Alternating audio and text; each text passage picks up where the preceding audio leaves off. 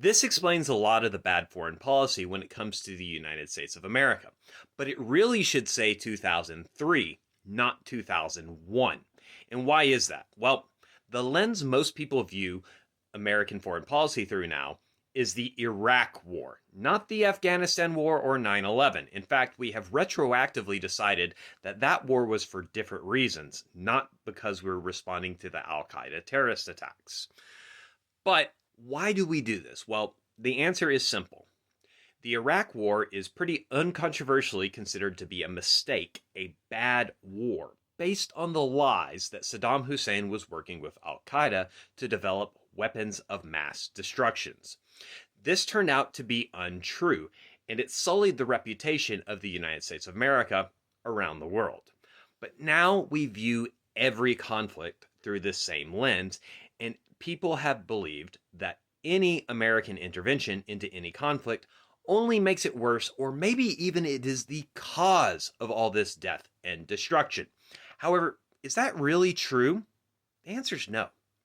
If anything, after the Cold War ended and the United States of America emerged as the one and only global superpower, we probably saw the least amount of war and violence the world has ever seen in history.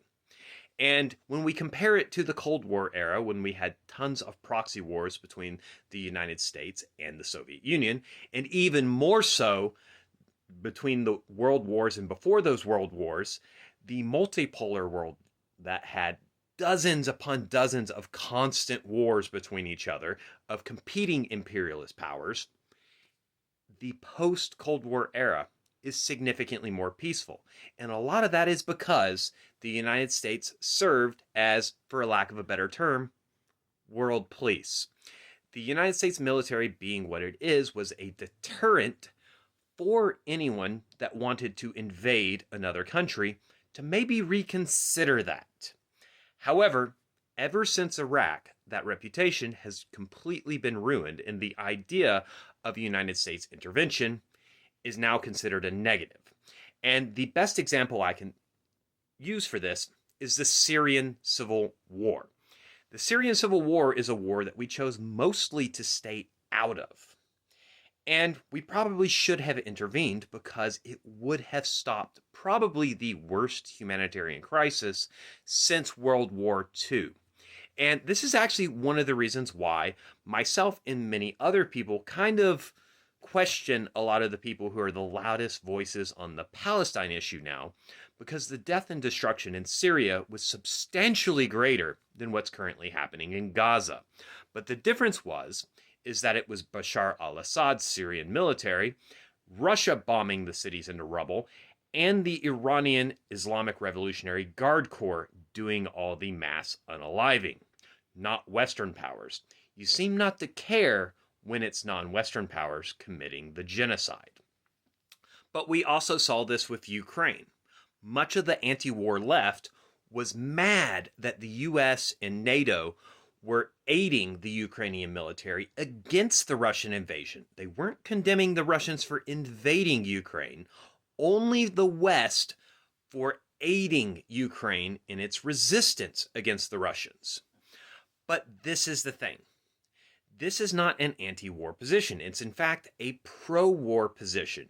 You're just taking a side. You're campist. For you, this is a team sport to where you're cheering for the anti-Western bloc, which is led by Russia, China, and to some extent, Iran.